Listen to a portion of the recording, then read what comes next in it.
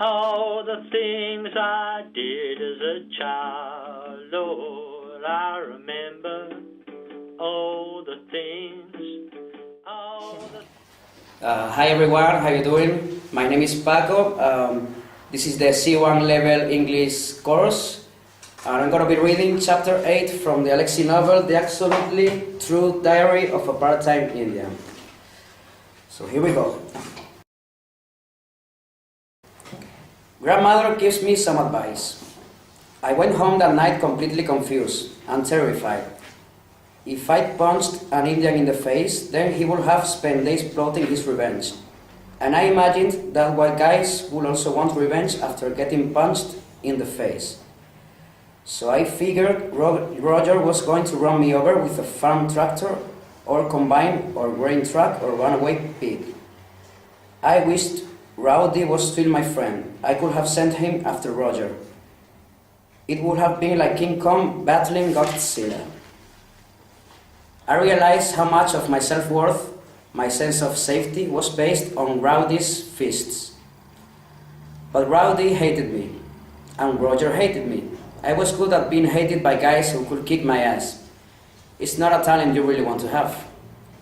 My mother and father weren't home, so I turned to my grandmother for advice. Grandma, I said, I punched this big guy in the face, and he just walked away, and now I'm afraid he's going to kill me. Why did you punch him? She asked. He was bullying me. You should have just walked away. He called me chief and squaw boy.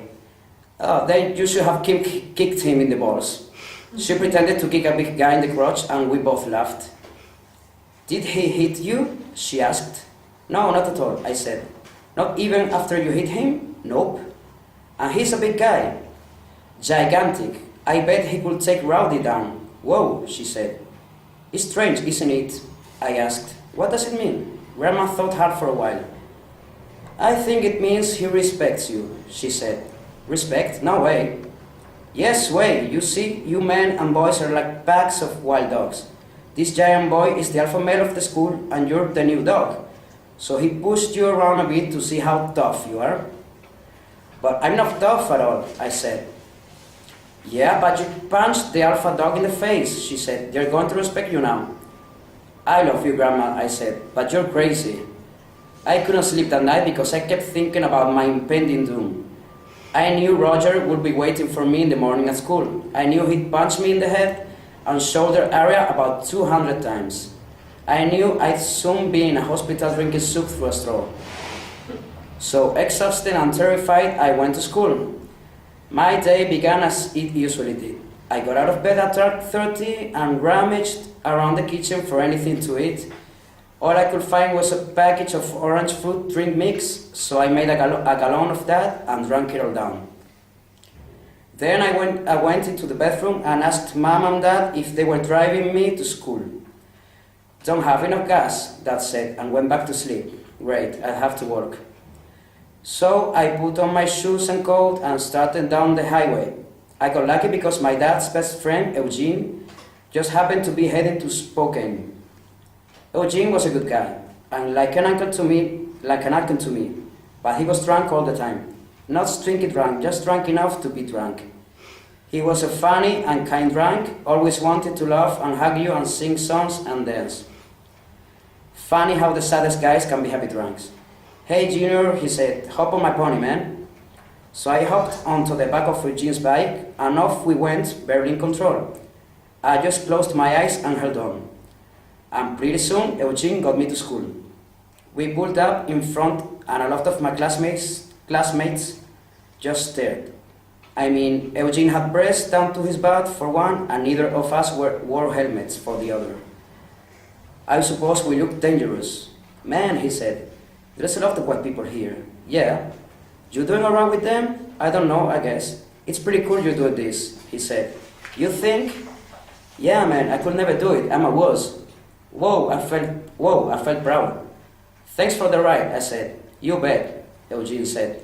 He laughed and buzzed away.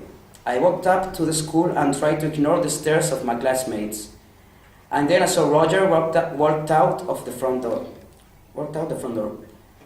Man, I was going to have to fight Shit, my whole life is a fight. Hey, Roger said. Hey, I said. Who was that on the bike? He asked. Oh, that was my dad's best friend. That was a cool bike, he said. Vintage? Yeah, he just got it. You ride with him a lot? Yes, I said. I lied. Cool, Roger said. Yeah, cool, I said. All right then, he said. I'll see you around. And then he walked away. Whoa, he didn't kick my ass. He was actually nice. He paid me some respect. He paid respect to Eugene and his bike. Maybe Grandma was right. Maybe I had challenged the alpha dog and was now being rewarded for it. I love my grandmother. She's the smartest person on the planet. Feeling almost like a human being, I walked into the school and saw Penelope the Beautiful. Hey Penelope, I said, hoping that she knew I was now accepted by the dog pack. She didn't even respond to me. Maybe she hadn't heard me. Hey Penelope, I said again. She looked at me and sniffed. She sniffed, like a smelled bird or something. Do I know you? She said. There were only about 100 students in the whole school, right? So of course she knew me. She was just being a bitch. I'm Junior, I said. I'm Arnold. Oh, that's right, she said. You're the boy who can't figure out his own name. Her friends giggled. I was so ashamed. I might have impressed the king, but the queen still hated me. I guess my grandmother didn't know everything. Wow. That's it. Wow. Thank you.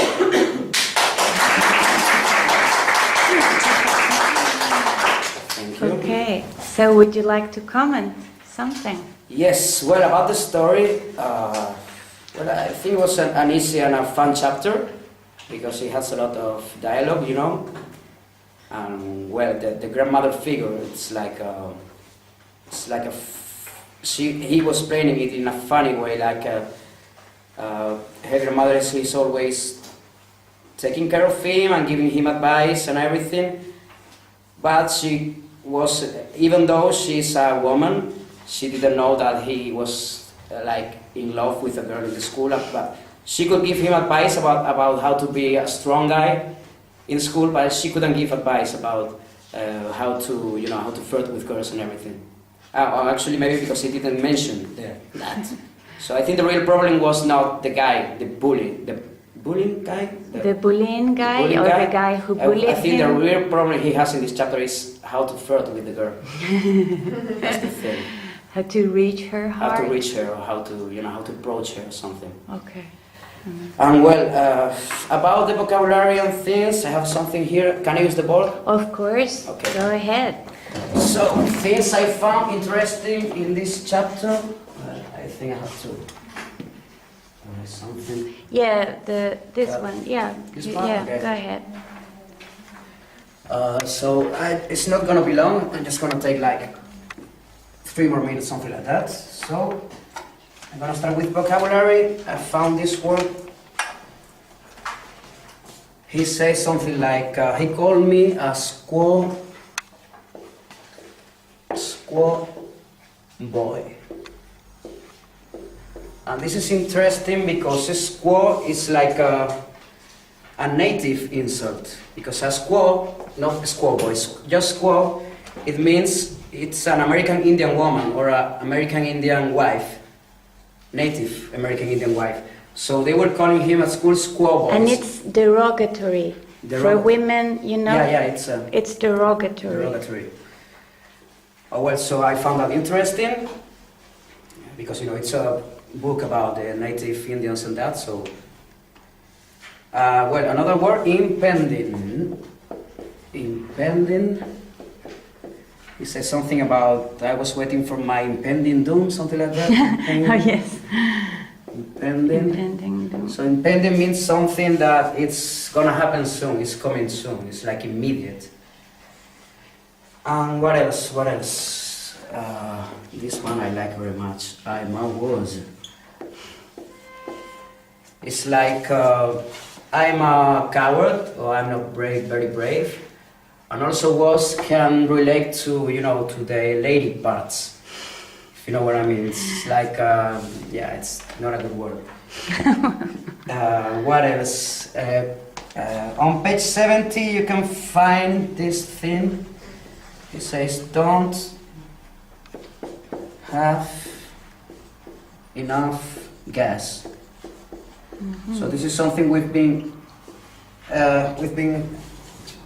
picking throughout the whole novel, because there's an omission of the subject, you know, like I don't have enough gas.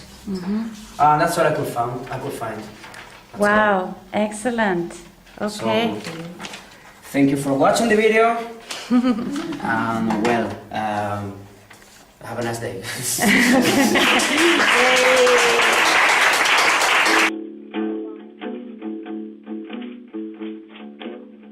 Well, I remember all the things